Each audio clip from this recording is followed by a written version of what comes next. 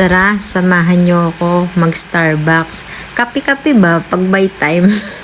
Diyos ko po, hindi ko alam kung bakit ako naligaw dito sa Starbucks na to. Sa totoo lang, hindi talaga hiyang ng kaluluwa ko yung mga gantong pagkain. Wala. Kailangan ko lang i-treat yung sarili ko. Paminsan-minsan lang ba? Siguro 2 beses ko lang talaga nag-Starbucks para kasi ako lalagnatin pag ako bumili ng ganito kamahal na mga pagkain. Grabe. As in.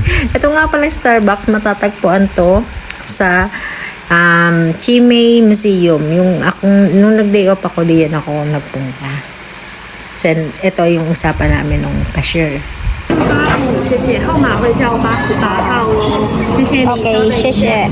So, yun nga, lalagnatin ako sa price. 300 mahigit, tinapay lang, cheese, at saka yung cheesecake, at saka yung kape.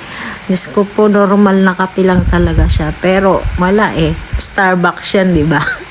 Talaga naman. Pero okay naman, sulit naman, kahit solo lang ako, maganda yung place, maganda yung ambience niya, nakaka-relax talaga siya. Kaya sobrang ko na lang, in-enjoy ko yung moment na mga ganito. Sobrang bawat segundo, bawat oras, ini-enjoy ko siya.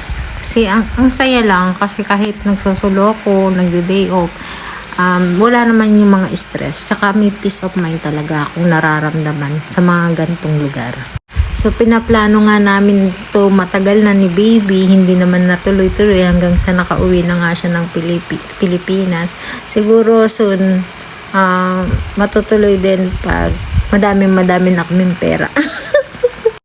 Tapos natatawa pa ako dito sa sarili ko kasi talagang inubos ko at sinaid ko pa talaga. Kasi nanginayang ako dun sa pera, di ba? Starbucks yan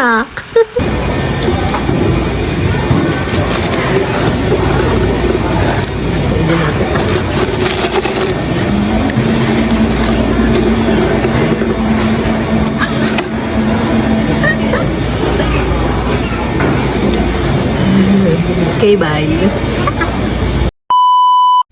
May good news ako mga ka-baby ko. Dahil mabait ako at mabait kayo.